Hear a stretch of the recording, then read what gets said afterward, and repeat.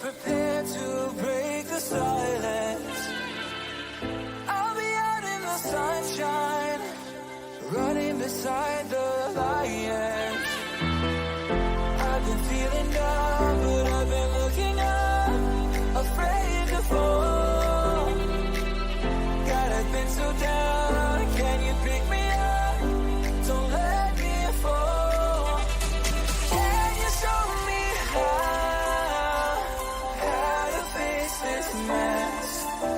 I am down and on my knees and I may fall as I'm so close to the edge.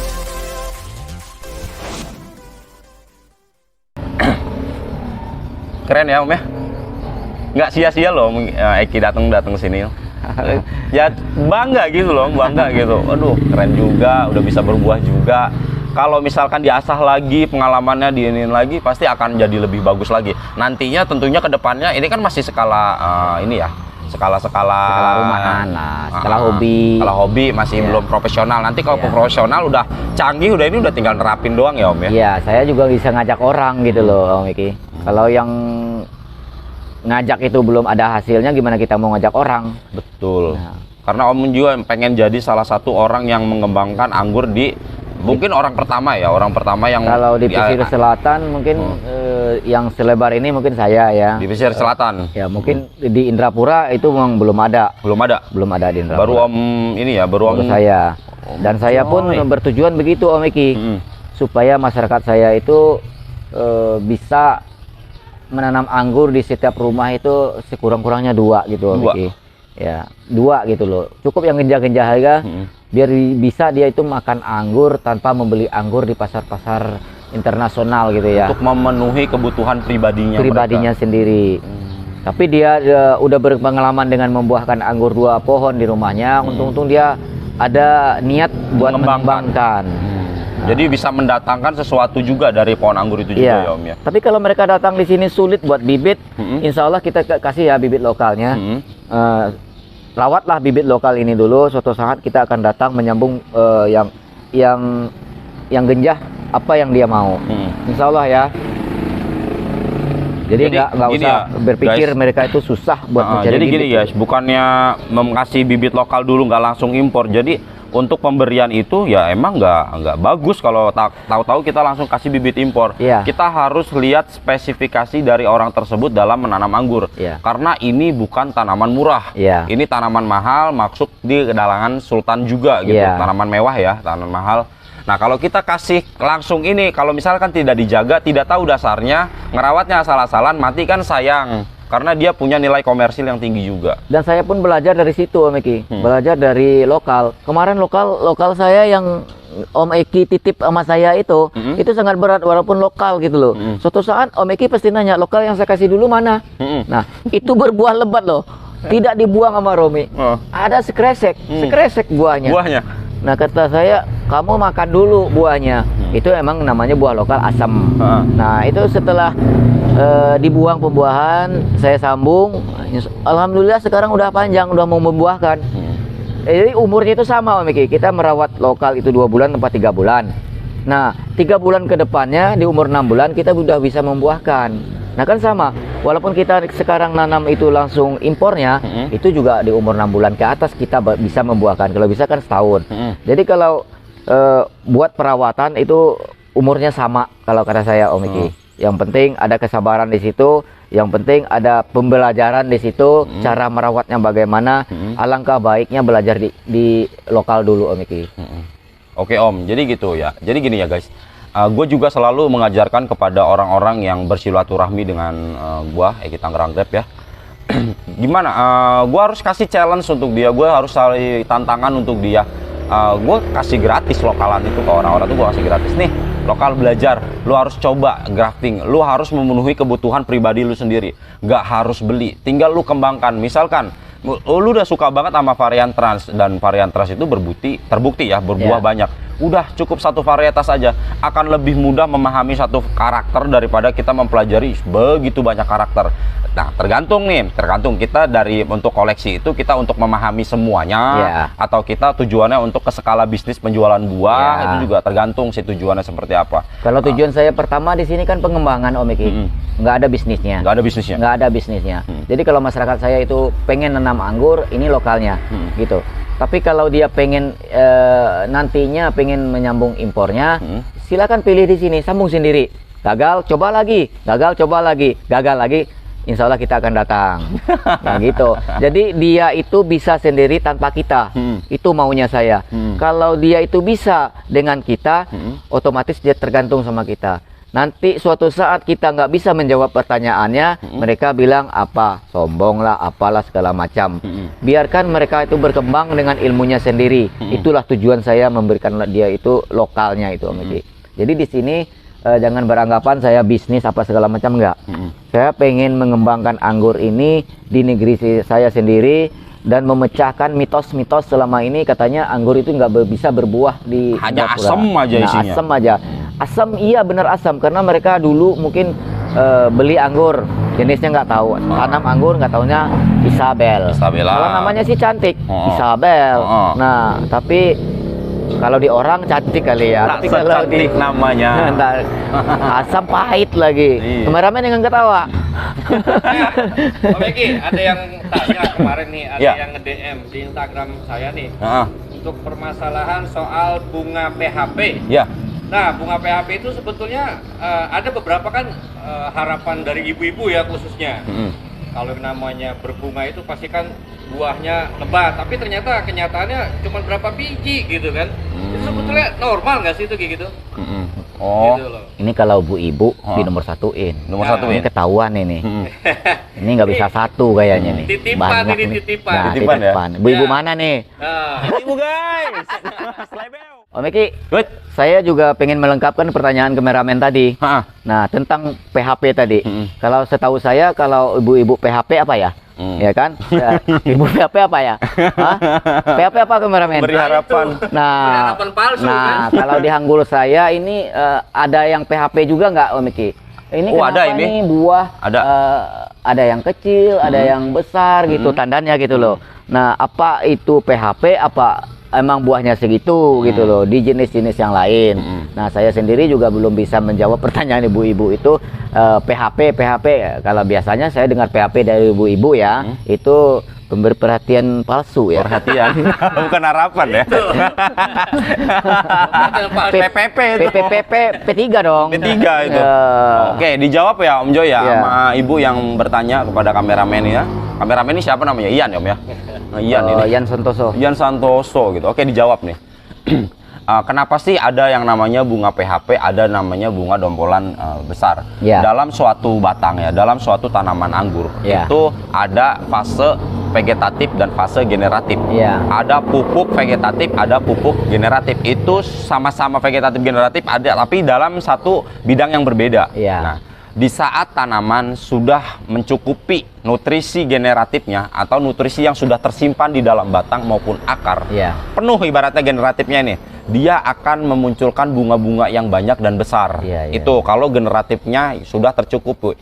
Tapi apabila tanaman anggur ini nutrisi generatifnya itu misalkan baru sedikit, nah baru sedikit, nah ketika kita melakukan pemangkasan atau kita potes pucuk lah ibaratnya gitu, dia akan mengeluarkan bunga PHP. Itu artinya di dalam batang ini baru saja mau mengumpulkan ya ibaratnya kecil. Nah, energi yang sedikit itu dikeluarkan di bunga PHP. Berarti harus kita buang, kita tahan dulu supaya nutrisinya enggak terbuang gitu kan, biar tersimpan. Artinya kita harus menambahkan lagi nutrisi yang ada di artinya tanaman ini belum layak ya, belum layak untuk dilakukan pembuahan. Sampai kapan sih kita layaknya itu? Sampai dia setiap tersier itu ya paling enggak sih 70% tersier ini sudah mengeluarkan bunga dan bukan bunga PHP lagi. Itu kita udah bisa melakukan pruning. Nah, pruningnya pun ada dua cara nih Om. Kalau kita melakukan stres air, kita bisa pruning di mana aja. Nah, ini menarik nih. Nah, kalau tidak melakukan stres air, kita paling pruningnya di ujung. ujung karena nutrisi banyak di ujung. Itu karakter tanaman anggur kalau tidak melakukan teknik stres air. Udah nggak pakai stres air, kita melakukan pemangkasannya di 3, di 2 ya. Oke, belum tentu, sifatnya masih random tuh kayak begitu tuh. Nah, jadi stres air juga bisa dilakukan, tapi kalau memang bisa dilakukan. Kalau tidak bisa dilakukan, kita tidak bisa memaksa pruning di bagian short gitu, Om. Kalau bisa asal breaknya di 30, kita pruningnya di 17, 18 gitu. Jadi nggak terlalu jauh membuang nutrisinya. Karena di setiap batang itu pun nutrisi. Apalagi kita tahu nutrisi paling banyak itu berada di ujung. Nah, gitu, Om. Nah, ada pertanyaan lagi, Om Eki. Tadi Om Eki menyinggung pruning stres air. Ada macamnya lagi apa tuh? Tadi selain stres air. Selain stres air, tidak melakukan stres air. Ya, tidak melakukan stres air. Nah, sekarang ada pertanyaan dong. Yang stres air itu pruning stres air itu apa? Yang bukan stres air itu apa? Oke, gini. Stres air, pruning yang ibaratnya kita melakukan stres air gitu ya. Proses stres air ini diperlukan karena untuk pematangan pupuk generatif di dalam batang dalam jangka waktu yang lama tanpa pemberian air atau mengurangi kadar air gitu. Misalkan kita bikin pupuk generatif ya MKP dimasukin ke air, disiramin secara merata sampai itu kering, benar-benar kering. Nah, itu artinya kalau kering kan bisa menguap tapi nggak menguap semua. Bisa menyerap tapi nggak menyerap semua. Ada yang disedot juga masih tanaman. MKP dalam bentuk cair itu. Nah, terkumpul di sini. Kita melakukan stres air diimbangi dengan asal break, Om. Artinya itu akan terjadi yang namanya pemasakan makanan secara berulang. Yang tadinya nutrisi vegetatif diubah lagi ke generatif sampai benar-benar dia matang. Kalau udah matang disimpan ke seluruh tubuh, Om. Nah, kalau udah stres air, nah, intinya kita membuat tanaman sedemikian rupa seperti stres. Nah, dia tahu nih tanaman nih, wah kayaknya bentar lagi gua akan mati karena gua nggak disiram-siram, karena gua nggak dapat suplai air nih ya. Nah, dia akan mengumpulkan tenaganya itu ke titik di mana batang itu yang besar-besar, kayak di batang utama. Nah, terus di akar, dia akan mengumpulkan energi di situ. Nah, bila saat nanti ketemu hujan, energi itu akan dikeluarkan. Nah, prinsip dasarnya seperti itu, Om, stres air. Nah, kalau misalkan nutrisinya ada di bagian itu, nah bagian-bagian yang besar, kita melakukan pruning pendek pun itu bisa membawa buah. Itu namanya manipulasi, Om, sebenarnya. Nah, boleh dilakukan, tapi itu untuk dilakukan bener-bener bukan ini ya, bukan tahu-tahu melakukan, gagal, dia marah-marah, kayak ngelakukan terakhir mati gitu, enggak. Tapi harus dicoba, dicari tahu, dilengkapi dulu informasinya baru kita bisa coba. Itu yang namanya stres air. Kalau tidak melakukan stres air, kita harus tahu anatomi penyebaran metabolisme dari suatu nutrisi. Ya, posisi kita tidak melakukan stres air, otomatis nutrisi itu ada di ujung. Apabila kita potong pendek, itu otomatis yang dipotong itu kita membuang nutrisi itu, Om. Nah, jadi nggak bisa. Nah, berarti, karena nutrisi masih di ujung. Nutrisi yang terpotong tadi terbuang ya? Di pangkal nggak ada nutrisi lagi? Nggak ada nutrisinya. Berarti kalau kita melakukan di pangkal itu, berarti 0 dong hasilnya? Bisa jadi 0, tapi sifatnya masih random. Gitu. Masih random, bisa keluar, bisa juga enggak. Gitu. Tergantung yang terkandung di dalam batang. Betul sekali itu, Om. Gitu, Om. Jadi kembali lagi ke PHP nih. Kalau kalian tidak pengen bunga PHP ada di tempat kalian, ketika keluar bunga PHP dibuang. Tapi kalau sudah ada waktunya, udah bener-bener momennya pas, ini pohon nggak bisa diatur, keluar bunga terus, saya udah buangin terus, keluar bunga lagi. Itu adalah momen yang paling tepat untuk melakukan pruning pembuahan. Lakukanlah pruning. Insya Allah itu buahnya akan banyak banget di situ. Berarti nutrisi udah cukup untuk nutrisi pembuahan. Udah cukup. Orang pohon ini nggak bisa diatur kok, udah pengen berontak, pengen keluar buah. Lu ngapain buah-buah gua dibuang terus? Dia ngomong seperti itu. Gua pengen keluar buah. Ya udah nih gua potong. Lu keluar buah yang gede di sini ya. Iyalah. Harusnya kita mengerti dengan bahasa tanaman itu sendiri ya. Itulah cara kita ngobrol sama tanaman. Memahami anatomi yang dia kasih buat kalau kita. Dia bahasanya dengan bahasa manusia kita nggak ngerti karena bahasanya impor loh.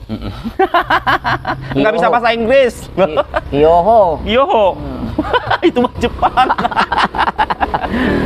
Oke. Ini kan ada beberapa yang dikatakan buah PHP. Nah, buah itu besar tapi tandanya itu nggak besar, kecil gitu. Tapi kita pelajari lagi ya. Bunga PHP bukan pemberi harapan palsu ya. Karena bisa jadi buah, bisa jadi juga enggak. Nah, itu namanya dikatakan bunga PHP. Tapi karena bunga PHP ini dia menghasilkan dompolan yang kecil, bukan berarti dia nggak bisa jadi buah. Ketika dia benar-benar nutrisinya emang banyak, dia pasti jadi buah, Om. Tapi tidak banyak. Tapi biasanya karena dia jumlahnya sedikit, otomatis dia akan bisa jadi buah-buah yang besar, bahkan bisa mengalahkan yang bompolannya gede gitu. Nah, mengalahkan dari sisi per size-nya ya, per satu piece-nya gitu ya, guys. Nah, itu ada di situ bunga PHP. Oke, guys, ikutin langsung. Saya juga penasaran dibilang PHP kok buahnya besar, tapi dompolnya nggak gede gitu loh. Juga termasuk bunga PHP, guys. PHP gitu. Nah, karena ini dompolannya kecil. Ini tandanya bunga masih belajar. Nah, ini bunga PHP. Karena nutrisi generatifnya belum tercukupi ya, masih baru sedikit ya. Nah, ini bunga PHP juga ya, guys. Ya, ini buah-buahnya nih. Aduh, copot, guys, maaf. Tapi yang kayak begini tuh yang paling enak, guys. Karena copot gitu, bisa dimakan langsung. Satu doang yang gede, guys. Nah, ini ada jenis ninel saya, Miki. Ini PHP apa enggak sih? Kalau ini enggak, Om? Enggak ya? Enggak. Oh, ini ninel apa enggak nih? Bekonur. Bekonur ya? Oh iya, lonjong, nggak mungkin. Bekonur. Ada yang matang loh. Mana, Om? Ini ada yang matang loh. Ini main tadi, Om ya? Yang matang. Udah bisa panen belum nih? Kalau udah manis mah bisa, gas aja, Om. Kita coba aja ya. Kameramennya mana nih? Kita coba dulu apa langsung di Coba dulu dong yang punyanya. Wah, dicoba dulu. Kita coba dulu ya. Bismillah. Hasil tanam sendiri. Nah, ini yang kebanggaan namanya, Om Eki. Ditanam dengan tangan sendiri, dicicip dengan mulut sendiri. Anggur yang saya tanam, anggur yang berbuah. Tapi kalau hilalang yang saya tanam, jangan harap padi yang berbuah, yang akan menghasilkan buah. Nah, Bismillah ya. Saya nggak bikin-bikin, nggak merem-merem. Emang manis. Manis ya. Siap. Jadi eksekusi ya. Romi mana? Romi nangis lagi. Romi sini. Ini baru matang berkonornya. Lu pengen nyoba nggak? Coba dulu dah. Karena dia yang merawat. Pohon ini emang saya yang punya. Dia yang merawat. Sebenarnya kalau dia nipu-nipu aja, habis aja sama dia, saya juga nggak bisa ngomong apa-apa. Nah, panennya masih Romi deh. Panen nih. Nah, panennya di sini ya, Mi. Tuh, potong, Mi. Atas lagi, Mi. Atas lagi biar banyak lagi. Nah, situ aja. Nah, alhamdulillah. Dicicip dulu, Mi, satu, Mi. Manis apa enggak? Yang bagus, Mi. Tangannya nggak gemetar dong. Nah, ntar di TikTok nih. Tuh. Ini mukanya asam apa anggurnya asam nih? Manis, oh manis. Nah, ini jangan dulu kalau kameramen. Kameramen belakangan, kamera jadi jelek. Nah, Om Ekidi sendiri yang coba. Bismillahirrahmanirrahim. Ini suatu kebanggaan bisa mencicipi anggur Baikonur dari Om Joy ya, yang ada di Padang. Anggur ini hidup di Padang, guys. Alhamdulillah. Kita cobain ukurannya. Nice. Ya, kalau pengen lebih shiny, emang kalau misalkan dia putih-putih ini adalah suatu tingkat pertahanan daripada suatu buah tanaman anggur untuk mencegah hama-hama itu, hama-hama supaya licin dia terpeleset, Om. Nah, ini adalah bukannya kita kasih insektisida atau fungisida ini ya. Ini emang daya pertahanan dari suatu tumbuhan ya. Muncrat. Saya lupa megang HP. Kalau saya megang HP, dang ding dong. Bijinya udah coklat, Om Joy. Udah layak untuk dipanen. Ya. Keren. Mungkin kita ke pembahasan bunga PHP lagi ya. Bunga PHP boleh. Ini dipegang dulu nih, taruh di meja. Kameramen, kalau mau habisin, jangan ditinggalin buat kameramen.